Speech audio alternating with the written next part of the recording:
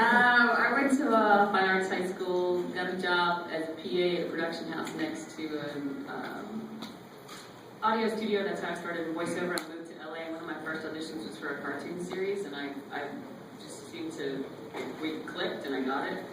And then I jumped into every class I could find in LA about cartoons. So that's my path. Yeah, you're up.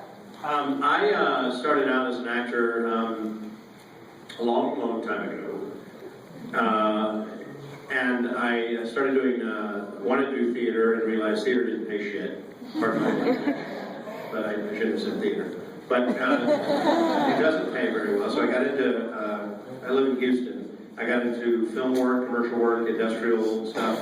And then one day I walked in and I did a voiceover. And it was for a commercial where I had to do, Captain America just walked in the room. And I did a commercial, and I had to be like a Bill and Ted character. You know Bill and Ted? Excellent. And I did this thing, and they're like, dude, that was great. Here's your check. And I was like, holy shit. Really?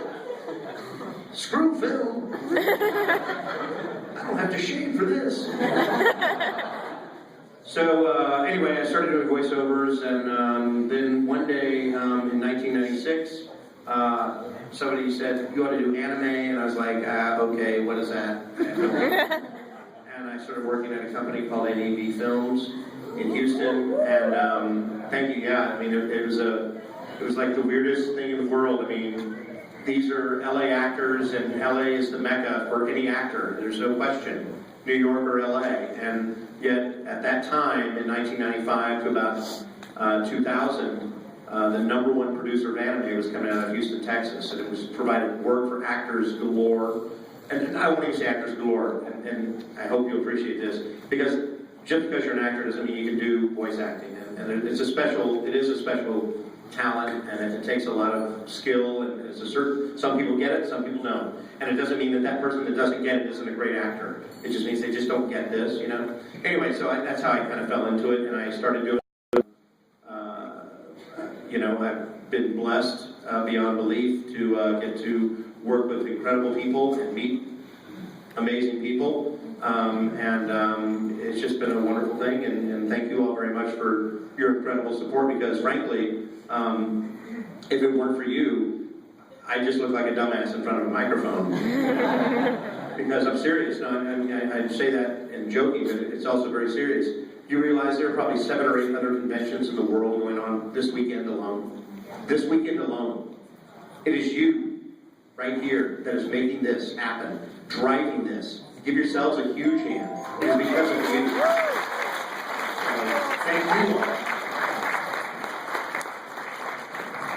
Yeah, and for me, I just, you know, as you know, I kind of grew up in Hollywood, I grew up on film and television, and I'm an actor. So I just tripped into the voice acting part of the world, and like John said, not everyone can do both. I'm fortunate to kind of do both. You know, just become for me, that's always like, just become a really good actor, no matter what you do, training, craft, all that is part of it. And you know, whether it's a camera or a microphone in front of you, I just try to be truthful in the moment and just acting. And how I got to voice acting is actually through my poetry. I throw the biggest poetry thing in the country, and that in the 90s kind of became, me and my crew became this really popular group that brought spoken word to Los Angeles or whatever, how they said. Yeah, and then that turned into me doing ads for Sprite and doing ads for Nike, and then that turned into someone creating a show for Cartoon Network where I voiced this character called Kitty Bobo, which didn't go. It was like a pilot up there somewhere. And, yeah, and then like most things in the industry, you know, you try to get as good as you can, and then that helps you get luckier, and we're fortunate to kind of continue to work, and that turns into Jake Long, and then, you know, Avatar, and, you know, he doesn't stop, he just keeps going. Thank you. Thank you.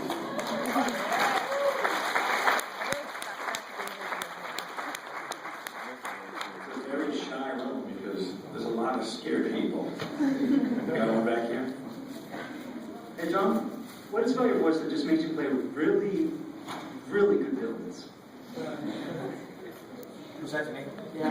I'm sorry. I'm sorry, I wasn't paying attention. question again? Just whenever I hear your voice, like especially coming from a villain role, I just really get the sense I just want to like kill the other character. Like, where does that come from? My wife.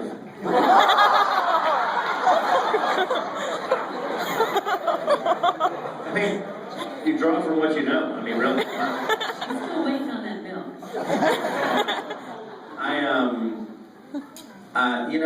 I just seem to gravitate towards villainous characters. Maybe people think I'm a jerk. I don't know. But I just seem to have that. Yeah. I got another story I'll tell you later. Thanks, Sharon. All right, next. How similar or different are you to the favorite character that you voice? That's for all of you. I am Prince Zuko.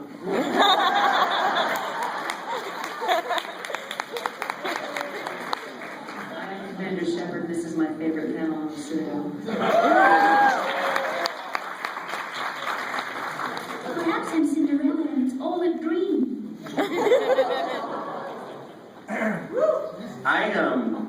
I don't identify with any of my characters.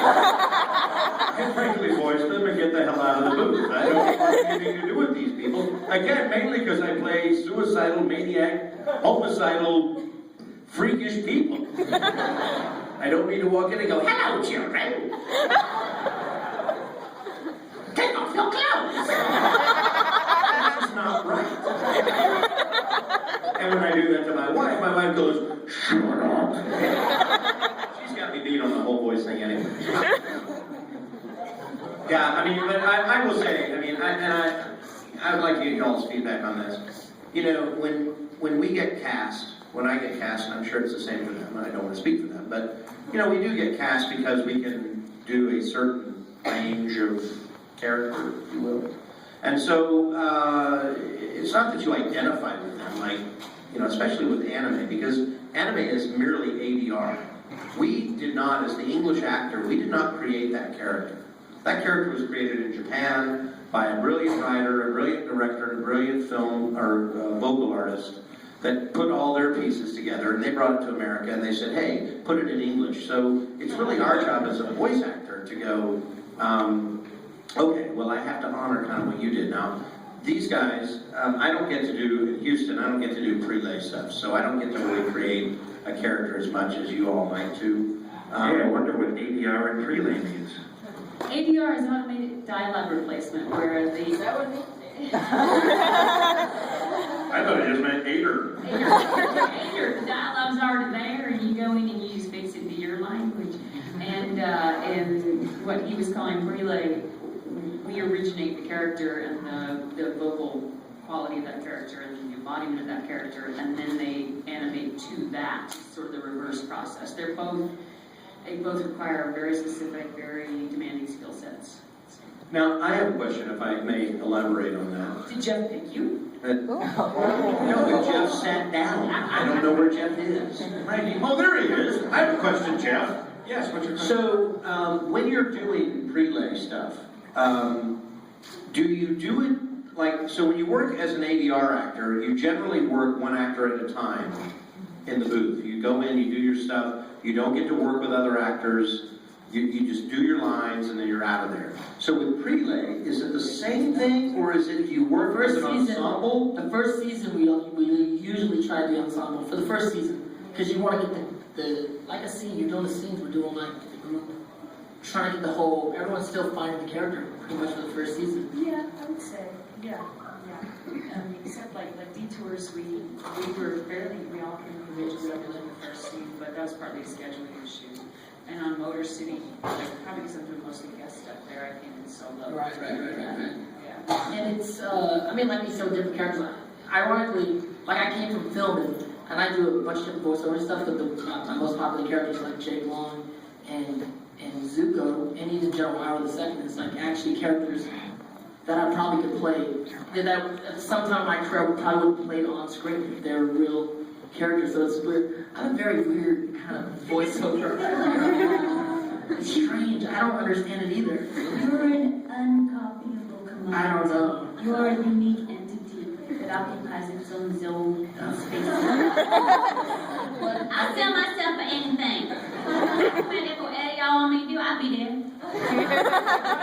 The weirdest thing when I start a voice act is doing the voices by yourself. Like when the days when the scheduling conflicts are there, you're gonna do the whole thing by yourself is always strange to me because I'm acting off what you do. Like we're doing a scene. How am I gonna create a whole performance if I don't?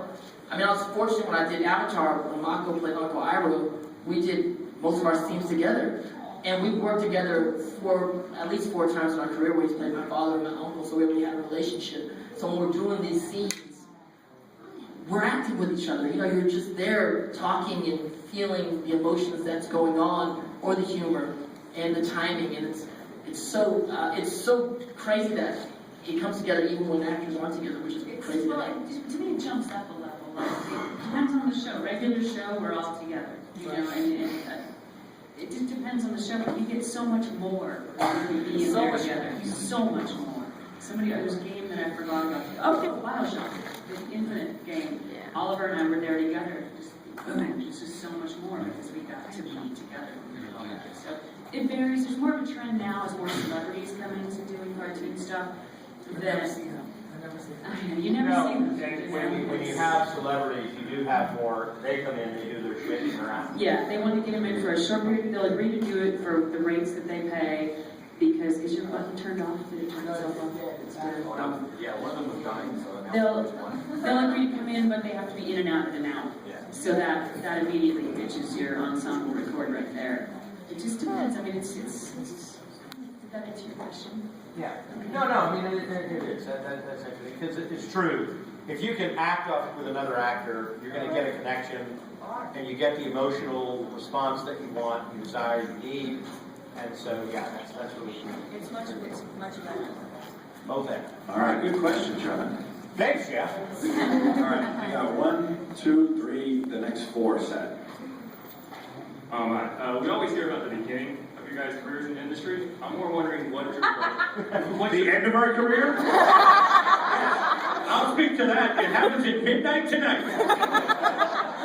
Well, I said like it's a career where you can't really age out. You can do voice acting for as long as you hire. But like I was just wondering, what are you guys like personal plans like IRAs and real estate? I mean, when do you plan? Just for the idea. What's your financial advice? You have now entered my favorite zone. He's also looking for checking account number. I have $1 million I need to give to someone. Give me your bank account, I'll wire it to you. Are you my Nigerian cousin?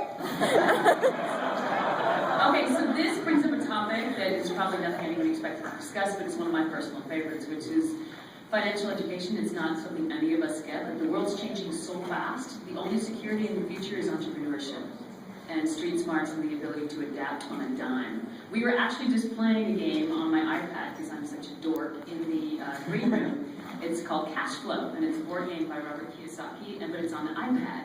Just get that game and play it and read that book. And I mean, I believe you earn money and put it into investments and live off of it. That's my long-term thing. And also to get back out and give back. Like, my plan is to change the freaking world. Let's raise the whole level. Let's everybody in here focus for the next 30 days. What can you do every day that's going to leave somebody better?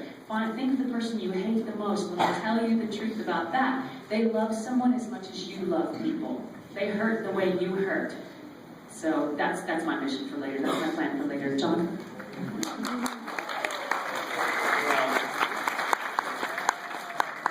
Jen, that was beautifully said, and I couldn't agree more. There is an alternative, and that's guns.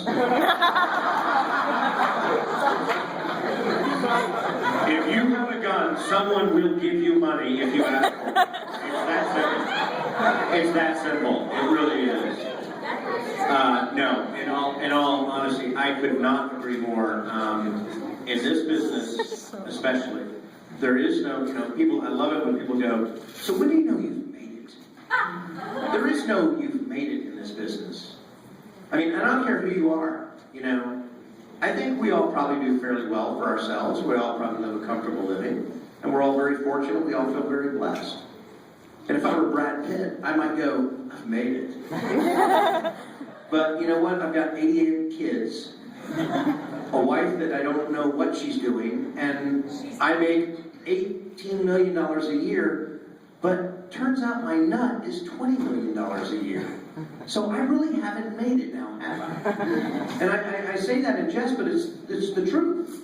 It doesn't matter what you make. It doesn't matter about it. It's what you can save and all this. So if you really want to be successful, like she said, you pay it forward. You do things. You invest in other people and other things, whether it be a financial investment or I'm going to help you start your little business or whatever it is. Because that will, in a cosmic way, I promise you this, that will come back around and build you up more than you've ever dreamed.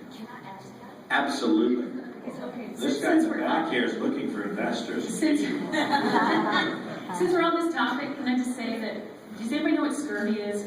Yes. Remember, they were dying, and all they needed was an orange. Seriously?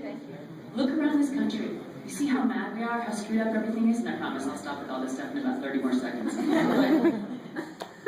Go out. I challenge every single one of you, every single one of you, go out in the next 14 days. Go online, find a place, and go volunteer. Don't tell anyone you're doing it. Don't take anything from it. Go volunteer. You will realize you have had scurvy and you needed an orange. Because that volunteering is going to save your life, give you a higher purpose, and provide you a vitamin you didn't even know you were so radically deficient in. And that's all I have to say about that.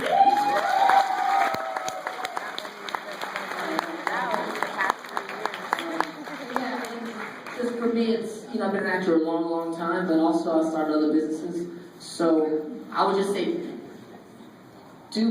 set up businesses that you're passionate about. My other businesses include, like I said, I started the biggest poetry venue in the country about 18 years ago. And so I'm a poet, and I'm very passionate about that. I'm Asian American, so I'm Asian American Pacific Island Film Company in Hawaii called Kinetic Films, which we've done 3 films so far, and doing the 4th. You can download the first film right now on iTunes called Hang Loose with me and Kev Jumba. And I just started a company within this realm called Phantom Society, where we do the biggest cosplay club in LA in April, called the Cosplay Ball, which is crazy. And now we're teaming with a bunch of other places to do really just this premier kind of cosplay club experience around the country. So just for me, it's just creating things that I'm passionate about, and for people that I'm in communities that I think that are worthy, like the Asian American scene, the fandom world, that I feel that I see there's underrepresentation, and there's room there for us to kind of put cool events and cool things together. So it's just things that I'm passionate for. So I just kind of And let me just add to that as well. It's and it's a cliche, but find something you love to do. You'll find a way to make money doing it. I mean, if you love to do it, it will manifest itself. This has never happened to me because I'm not a big convention goer. In fact, I've really gotten to the point, Jeff, you can attest this, I'm pretty much now bound, I'm only coming to conventions in Florida. Frankly, Florida fans are the best fans in the country. Anyway, I was at a convention in Wisconsin. And I was at an autograph table, and the way they did the autograph table was like we were set up like this, and they just kind of come down the line. And this guy walks up, and he's in this beautiful, handmade, red and silver mech suit that he made, and walks up. And I'm sitting there, and he comes up, he's like, John Swayze, I'm your #1 fan, and I'm about to go fanboy on you!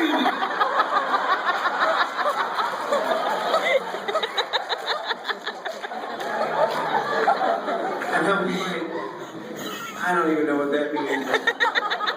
But all right.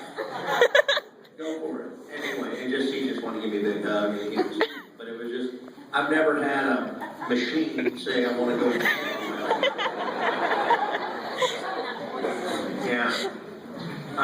Yeah, it was bizarre. Yeah, I mean, saw a lot of weird stuff with the boys thing. So I drink a lot of coffee. So I'm at Starbucks and I'm like, can I get a tall caramel macchiato? And then the person's down there like, you're Brazuca.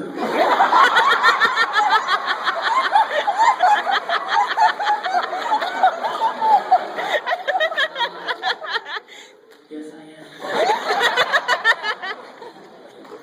Tall macchiato. So that happens. That happened a few times. Like I don't necessarily know how to recognize my voice is until you order a coffee. See, I'm a chameleon. Nobody knows who I am. I was walking through Comic-Con. I had my badge turned around so you couldn't see my name, and I was like, nobody had any idea. No, I love it. I was in a game store a few years ago buying a gift for somebody, and I looked over and I was waiting in line. I looked at the thing there by the checkout, the display, and there were like 1, 2, 3. There were 5 titles that I was either first or second lead in, and I was like, oh, that's cool. And I'm standing in line. I get up to the front, and the kid behind the register was a jerk. He was so rude, and he was so short, and he was just hey.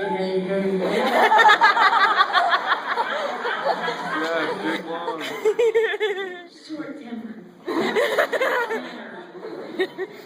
Not in stature. That is a badge of honor. No, he was so rude, and I was just sitting, and I almost said something. And I thought about it, and I was like, I could end you in 1 sentence.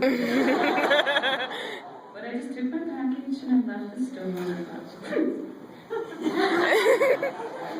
and I will tell you this. I've actually had a gazillion awkward moments, but I will tell you this actually when you started talking, this reminded me of it, and I don't know why. But I was at a convention in Ireland, and I took my wife with me, and we were flying over, and she does not get anime at all. She doesn't watch it, she doesn't understand it, she doesn't know why I do it. As we're flying over, this was a few years ago, and I said, listen, Tina, I've got to tell you something, and I don't want to sound like a jerk, but I'm kind of a big deal. And she was like, ding, I need another scotch. What the hell do you mean you're a big deal? It's like, well, I've done a lot of stuff and people know who I am. And there's very possible when we land in Dublin, there's going to be people there to greet us. And they're gonna, and she goes, whatever. So we get off the plane, we go through customs, and we come out the door, and there's like 25 people with signs going, John's waiting, we love you! I'm like, oh, shit. You're kidding me. So we get in the car, and everyone's very nice. We go to the hotel, and as it turns out, I actually had to do I got called to do some voice work while I was over there, so I had to find a studio. So we're taking the train out to this little countryside studio, and it's delightful. And my liaison, we all get liaisons, and Sinead, she was out there, and she was in the car with us, and we're traveling out to the country, and I excused myself to go to the restroom, and my wife shared this story with me later, but she said, she goes, so you left, and Sinead just was like, oh my God, oh, I can't believe it, you're so lucky. What do you mean? Oh my God, you're married to John Swansea. You're married to him, you get to be with him, you get to sleep with him. To which my wife replied, yeah, Sinead, it's not that big a deal. I like your wife. Anyway, she keeps me grounded. Dante hasn't looked that good in years. Reverse aging by the minute. Got a question?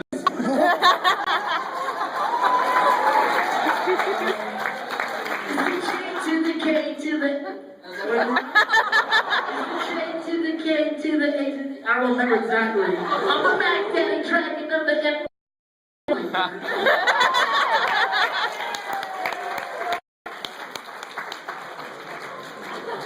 I'm white.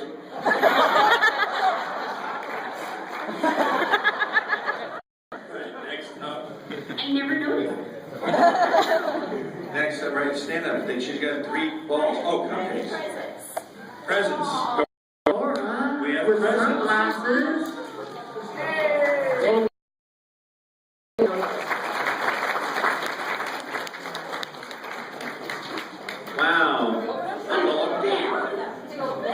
duck.